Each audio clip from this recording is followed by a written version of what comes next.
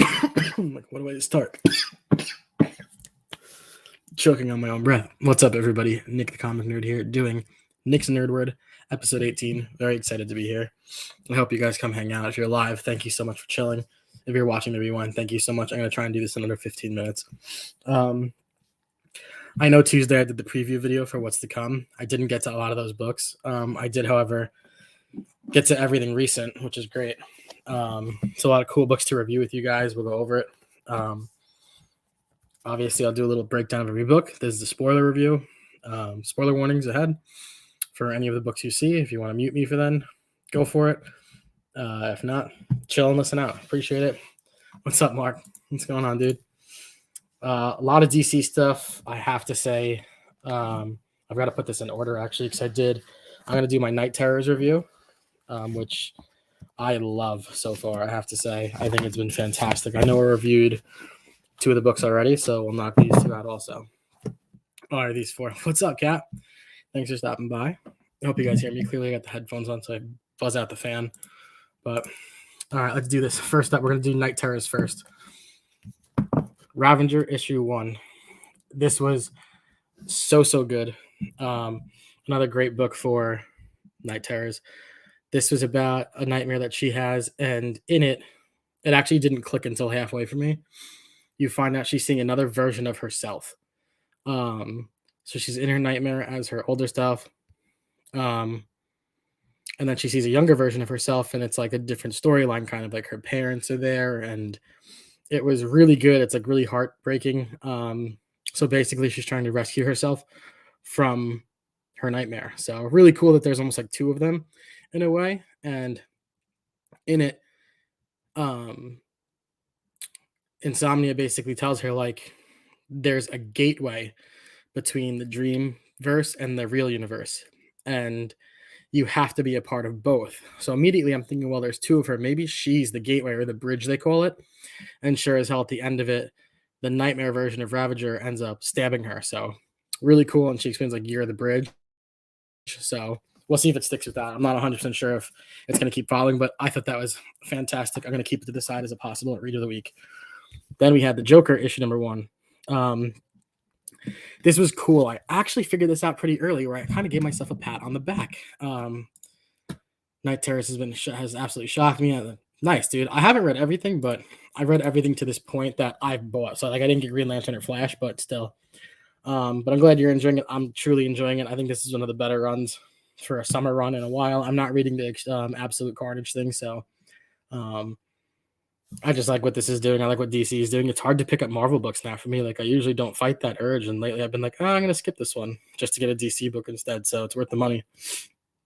So this was cool. So this was Joker's nightmare, and in it, pretty early on, he's fighting Batman, and he takes out Batman. And early on, all of a sudden, I thought to myself, I was like, maybe Joker's nightmare is not having a Batman coming after him. And sure as hell, Batman does not reappear in the Joker's nightmare. And I was like, that's why it's a nightmare, because now the Joker is almost bored and doesn't know what to do with himself. Like he leaves his group, his own thing, and goes back and forth. And Joker goes and gets a day job. He's still killing, just not like he was. He's still insane and everything, but really well done that it's a Joker without Batman. Like really, really good. So I liked it a lot. Cover's great. I don't mind splurging on these covers for the extra couple of bucks. So then we have Night Terrors 1, the regular storyline. Really good. Kind of rounds out the heroes. This continued the Batman story with him and Deadman, and how Deadman is side of Batman right now trying to help like figure out what to do and understand Insomnia. And Insomnia is pretty sick and twisted because he just pops up like you don't expect it, and then boom, he's just there. So it's really good. I actually don't remember much about this issue. I feel like I read this 2 weeks ago, to be honest. So I'm gonna break it down there, but I thought it was really good. Yeah, this was hilarious. So in Joker, they start poking Batman's dead body and like joking over him and stuff, and they keep saying like bad stuff to him, and he's just not moving. It's really, really well done because again, one of Joker's. I mean, it just makes sense for the Joker for that to be his nightmare. Robin number 1. I thought this was good. I expected better because when I read the preview for Night Terror in the free comic book day issue, I was like, this might be a part of the Robin run. And it wasn't, but still Really good. So what happens is Robin is in his own nightmare, and he's with Grifter, who a lot of it. I don't have bags of boards left, guys. I'm not gonna lie to you. I'm sorry, he's not with Grifter. He's with Red Hood. Um, so he ends up going through like a nightmare with Red Hood, and in it they're obviously arguing, trying to figure out who's what, where they are, and everything. Like Robin knows he's in a nightmare. He figures it out. I feel like I read this one like 2 weeks ago too. But I'm just quickly flipping through to see if I remember anything. Yeah, he realizes he's in a dream world. And then, this was so sad. I forgot about this. Insomnia rewatches Robin. Oh my god, he watches his dad over and over again die, and he tries to save him so many times. I think like at one point Insomnia says, "Oh, you're gonna try for the 37th time," like really, really wild. Yeah, see, just so sick. So this was a really dark one too. It's crazy how these first issues have been super, super dark in the true nightmare of these heroes. Like it's cool how the callbacks happen, but in a different way. Like how many times have you seen Bruce Wayne's parents die, but now you're seeing.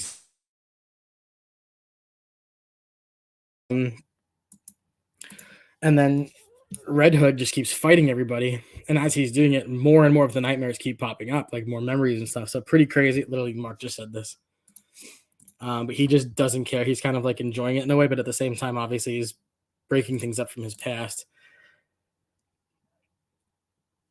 Oh, that's cool. See, I didn't know that. That's really cool. I didn't know that he was a side character. This might be my read of the week. So this is Night Terrors Zatanna #1. This was so good. So she's fighting like these two. I'll show you guys. This whole issue, she realizes she's fighting. I guess they call this the Sleepless Queen. And Zatanna is fighting her over and over again, and she can't really win, and she's holding back. Not that she's holding back, I'm sorry. She's trying to stay on top of the fight and just can't. So finally, she summons a champion, and she gets Robot Man from Doom Patrol, which is cool because I read Doom Patrol finally, so I know who that is. And I think this is one of the more important stories that are coming out, to be honest. I think this is one of the ones to follow. So as Mark says the same thing. Cool. See, we're on the same page, dude. Hi, K-pop. Hi, Katie. But yeah, this is so cool. So Zatanna keeps fighting, and she's trying to run from her nightmares, and Robot Man sees some of his, and he starts fighting his, and Zatanna's like, no, stop. Like, you have to stop fighting because it's slowing us down, and more of them are popping up. And they finally agree, fight each other's nightmares so it's not harmful to you, or like so you don't have to think about it. And they just start kicking ass. It's so cool. They end up going through this maze. And at the end of it, spoilers ahead, this was one of my favorite pages. Robot Man gets stabbed by the Sleepless Queen, or one of her henchmen. And he admits, like, and this is something you've never seen Robot Man do. He says, hey, this hurts. And you're kind of like in the oh shit phase. And sure as hell, you have a good reason to be, because Zatanna runs. He tells her, get out of here. She does. And the Sleepless Queen creates the Rustbringer, who I think we are going to see again. So it's a really dark version of Robot Man. So super dope. Really good. Another oh shit moment from Night Terrors. Big fan. Let's dive into some regular DC stuff. I only read DC this week. Wow. Cool. All for it. Superboy, Man of Tomorrow, issue 4. So good. So in this last issue before this one, we saw that Connor's friends were killed, and I made the assumption that they were killed by Trav, the other friend. And it turns out I was wrong from the commentators. Turns out I was wrong, but right, I guess you could say. So Trav, from all the fights with Connor, has been taking his DNA, and he's basically using it to recreate another version of Connor, but without the brain. So no will to fight back or anything like that. Like, he basically creates a clone of Connor that's just an evil version. So kind of really cool Superboy-ish story, as you could tell. And you learn that that's what he did with his friends. So he took the 2 other friends from the Cosmeteers, made them look dead so Connor would get pissed and fight. And sure as hell, he finds out they're alive because they're clones, the clone version of themselves. And Connor, again, it just gets his shit kicked. And he ends up going out and down, and Trav leaves him. And another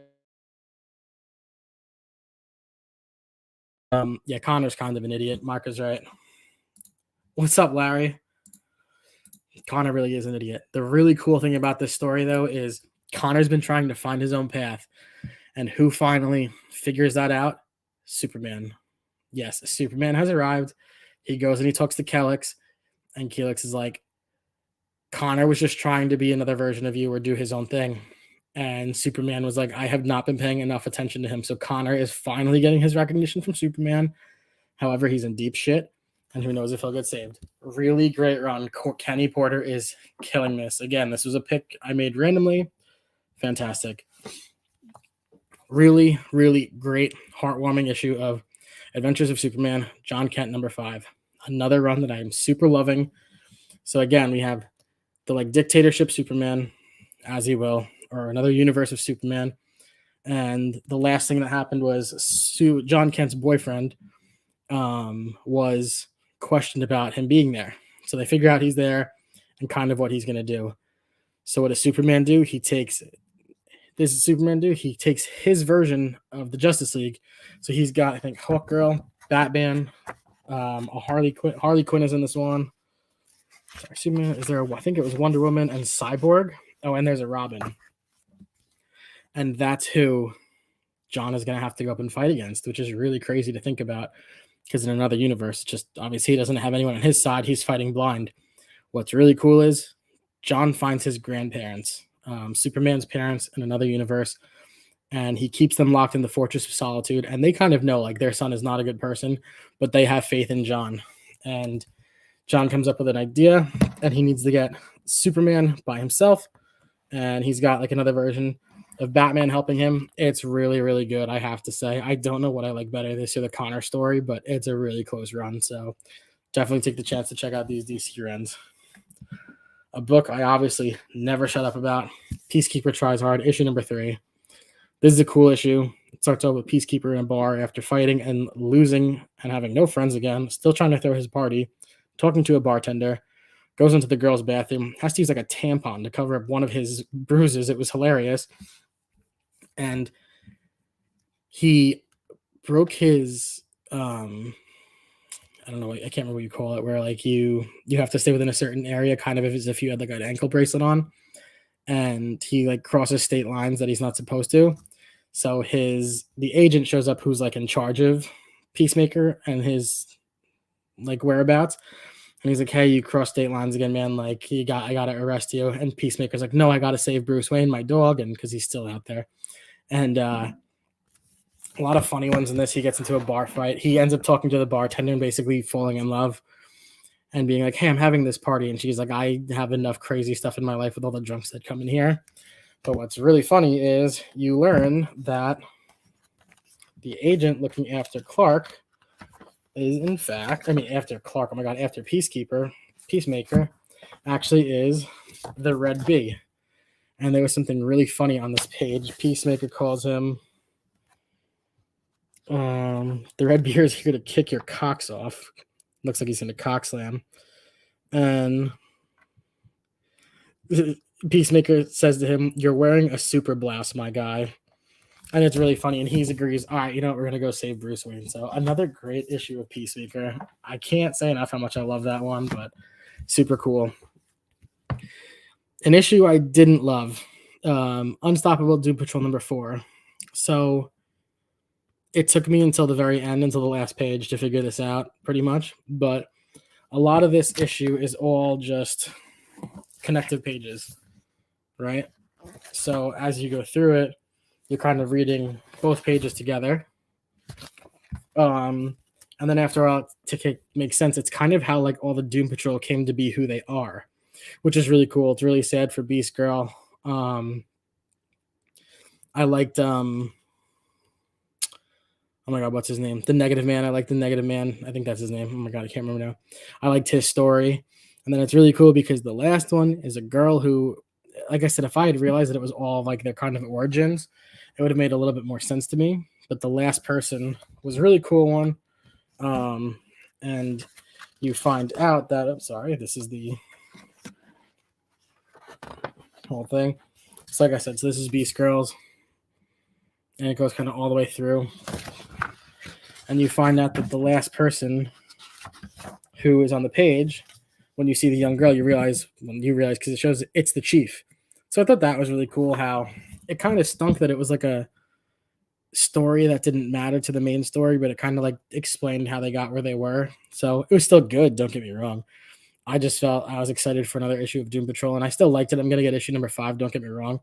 But again, it just was one of those ones where I was like, oh, all right, like this was cool, but it sucked because I just wasn't paying enough attention, I guess, because of the full page thing. So I don't really know, but worth it. I'm gonna do my least favorite cover, my least favorite read, and then my favorite cover and my favorite read. So I have my favorite read of the week. That'll be my cover of the week. My least favorite read is there. My least favorite cover. I'll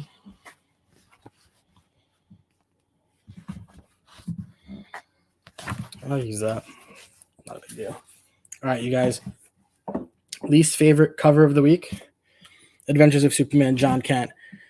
I understand that John is trapped where he is right now, kind of, and needs to find his way home, but he's not really chained up or anything like this. So I expected John to be like fully cuffed and taken down by the dictatorish Superman. So I just didn't love that the cover didn't have a lot to do with the story. It did, like metaphorically, which is cool. I just didn't love the cover. Least favorite read of the week, Doom Patrol. But when you look at the other books I read, I think a lot of people would agree like this is the least favorite read of the week. So good, not fantastic, but hey. Cover of the week, Ravager number 1. I really like this. I like the colors a lot. I like the negative white. Really well done. The snake and everything too is super cool. I thought that was really good. Big fan. Big fan. And read of the week, hands on. I love the Zatanna stuff. I have to say, I always have. I need to go back and read Justice League Dark, but read of the week, Zatanna from Night Terrors 1. So good. Again, the tie-in with Robot Man I thought was great because I know who he is. If I wasn't reading Doom Patrol, I'd probably be like, oh, Robot Man, that guy's from Doom Patrol, but I wouldn't know much about him. So now that I read it, it kind of helps a lot. And that's what I got. Here's what's coming up, you guys. Monday is going to be, so tomorrow, and it's not going to be until after midnight. I'm really sorry. I'm doing 2 shifts. I actually have to get up in like 3 hours to go to work until midnight tomorrow.